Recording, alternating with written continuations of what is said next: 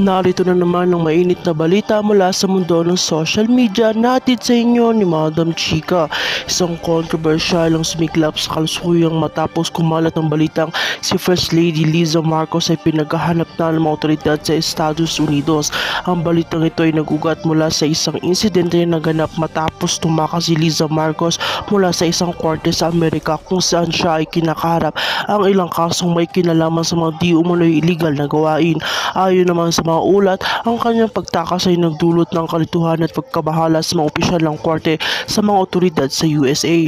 Ayon sa mga informasyon mula sa mga otoridad, ang First Lady ay napilitang isahanin ng korte matapos ang isang pagsubok ng kanyang kaso. Hindi pa tiyak kung anong eksaktong mga pangyayari ang nag-udyok kay Liza Marcos upang magtago, ngunit pinapayag sa mga opisyalis ng korte na siya ay tinatangka ng mga otoridad na arestuhin, ngunit hindi ito natuloy. Sa ngayon, ang mga pwersa ng pulisya at FBI nagsasagawa na ng operasyon upang madakip siya. Sinasagawa na rin ng isang malawakang paghabol sa First Lady matapos na madiskubre ang mga otoridad na hindi na siya natagpuan sa kanyang mga huling tirahan. Ayon naman sa mga eksperto, ang pagtakas ni Liza Tanas ay nagbigay ng mga katanungan hinggil sa kaligtasan ng mga nasasakdal sa mga kasong kinasasangkutan nila, partikular na ang mga may kinalaman sa mga posibleng krimen. Habang isinusulong ang operasyon upang siya ay madakip, isang malaking isyu na rin ang umuugong sa Pilipinas hinggil sa pagkaabala ng mga leader ng bansa sa kasong ito. Habang patuloy ang operasyon sa US, sinatanong ng mga mamamahayag ang ilang mga eksperto tungkol sa posibleng implikasyon ng kasong ito sa reputasyon ng pamilya nila. Ayon naman kay dati abogado at political analyst na mas magiging komplikado ang sitwasyon ni Liza Tanas kung magtatagal ang kanyang pagtakas at magdudulot ito ng mga karagdagang legal na issue na hindi lamang sa US kundi pati na rin sa Pilipinas.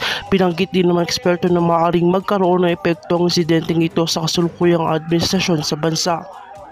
Samantala, hindi rin nagsasalita si Liza Marcos o ang kanyang legal team tungkol sa mga akusasyong ibinabato sa kanya.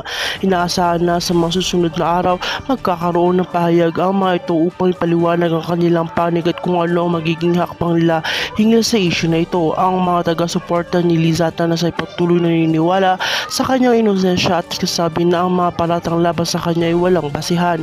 Habang patuloy ang umuusad ang mga kaganapan, tiyak na magiging sentro ng mga balita at komentaryo ang isyong ito. Maghihintay ang buong bansa sa susunod na akbang ni Liza Tanas at magiging resulta ng operasyon upang siya ay madakip.